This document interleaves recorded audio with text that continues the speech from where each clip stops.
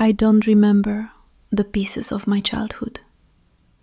Which toys I played with, what I did on my 4th birthday. I don't remember. People remember their childhood with colorful gardens, with games. But I remember it with cold stone halls.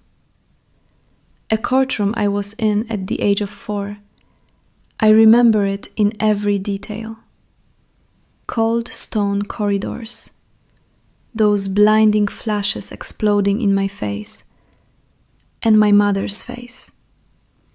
That day I didn't know why we were there. I only knew that my mother was crying.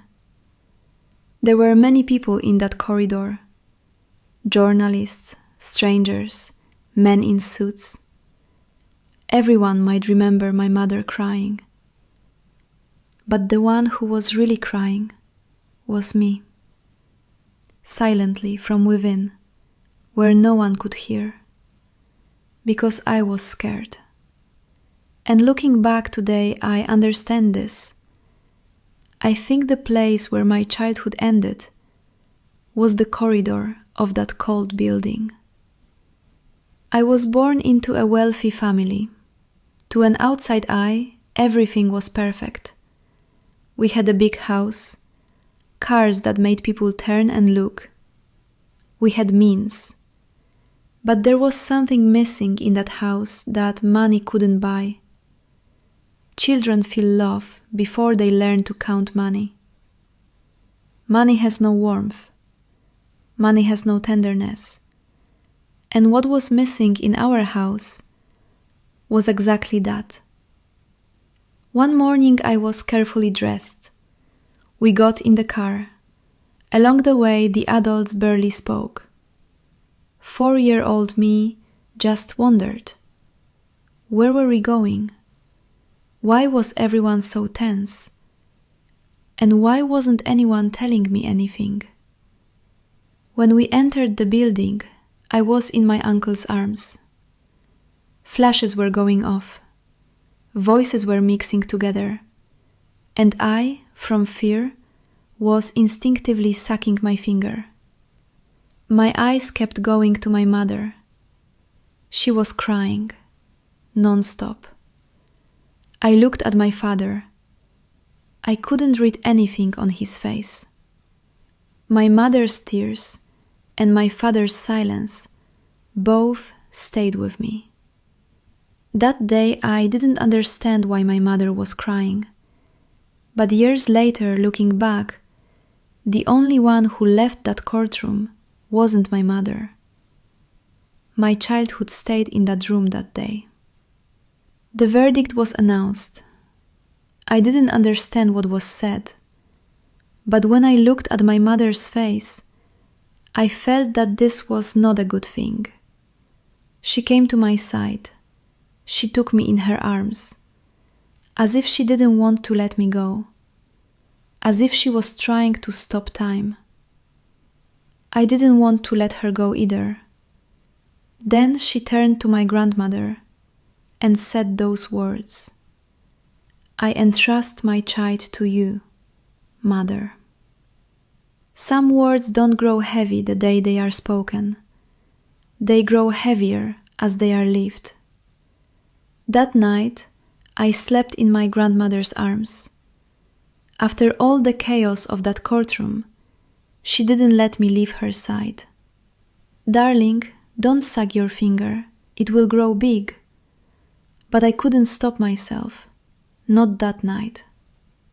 When I woke up in the morning, everyone in the house was cold as ice. No one was talking. It felt like a house of mourning.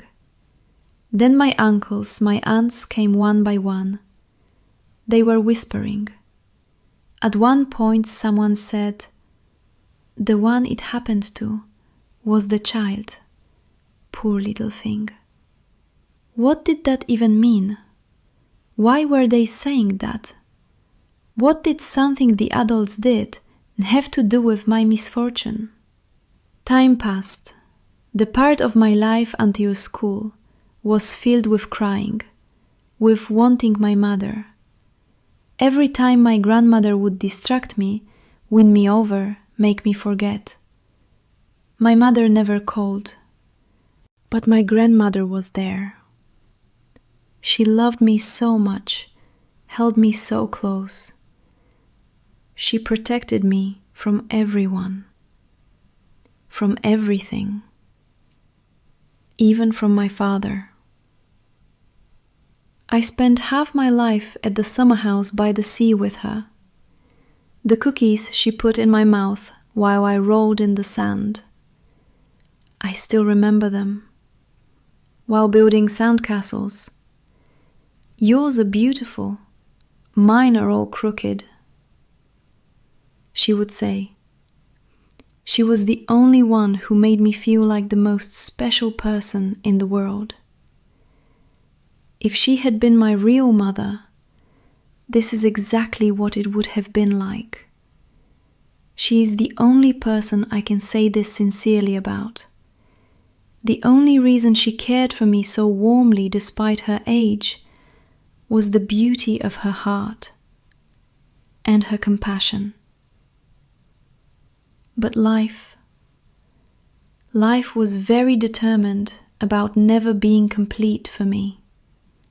My grandmother's love was real, it was warm, it was enough. But it wasn't enough. Because every child wants a mother, a father, and I carried that emptiness every single day. When I returned home, what awaited me was much heavier than my mother's leaving, much more complicated, and actually, this story was only just beginning. If you recognize these feelings from somewhere, I wanted you to know you are not alone.